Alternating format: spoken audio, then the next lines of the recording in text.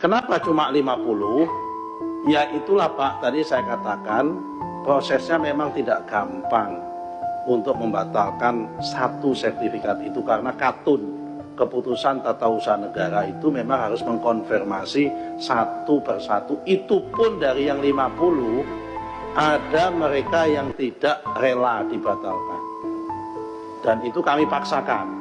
Dan memang ada potensi dan celah untuk mereka untuk melakukan gugatan ke TUN.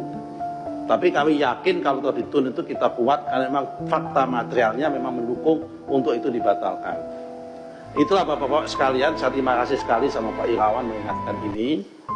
Kenapa kalau orang Jawa bilang kita tidak bisa saedek saenyek langsung batal semua, itu nggak bisa. Karena memang proses tata usaha negara itu kita lalui. Bahkan kami kan menggunakan jangan sampai kita itu ingin memberantas kebatilan tapi dengan menggunakan cara yang batil juga kan nggak boleh. Kita harus dengan memberantas kebatilan tapi dengan cara yang baik dan cara yang benar, begitu. Itu karena itu memang dari situlah prosesnya. Saya terima kasih sekali diingatkan sama Saudara Irawan, karena memang itulah harusnya proses yang harus dilalui, adalah melalui itu. Mengenai masalah tindak lanjut pidana, Bapak-bapak sekalian, saat ini pihak APH sudah masuk. Jadi tanpa kami melakukan proses tindak lanjut ke pidana pun, APH memang sudah melakukan inisiasi di bidang itu.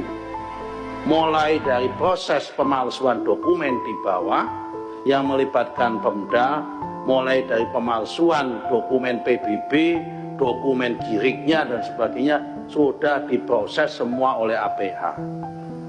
Jadi perkara masalah ini kemudian setelah kami administrasi selesai, bola akan lari kepada proses pidananya. Kalau didorong ke sana, apakah ATR BPN akan menguatkan inisiasi itu? Tanpa kita ada inisiasi sudah ada proses, kita nanti malah double-double kalau melakukan inisiasi lagi.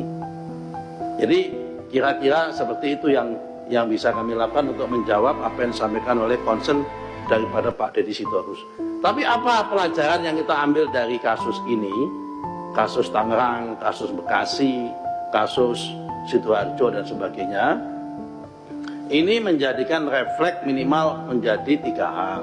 Catatan kami yang harus kita benahi dalam waktu singkat ini. Pertama, memang Permen 16 tahun 2022 ini harus dievaluasi.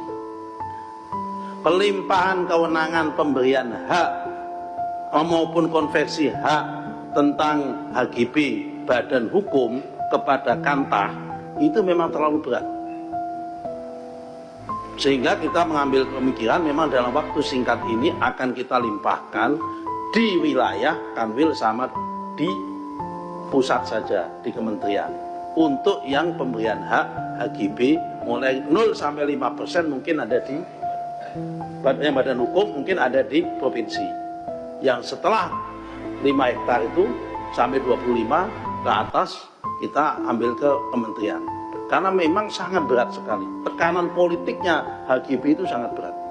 Apalagi kalau daerah-daerah ke kota-kota besar yang mempunyai tingkat nilai ekonomi tinggi, pemberian HGB jangankan setengah hektar, jangankan 1-2 hektar, setengah hektar saja.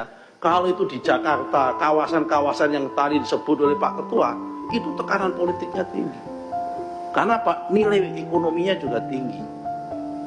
Dan kadang-kadang memang ada Kantah kita yang kuat menghadapi tekanan, ada juga yang tidak kuat menghadapi tekanan.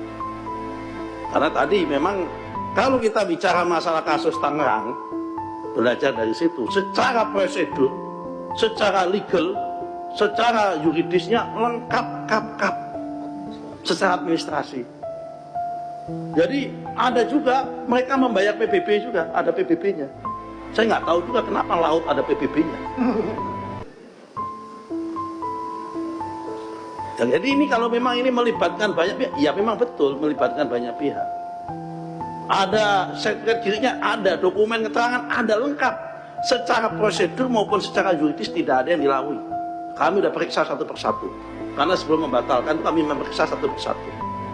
Hanya ketika kita cek fakta materialnya saja, kenanya di fakta materialnya itu.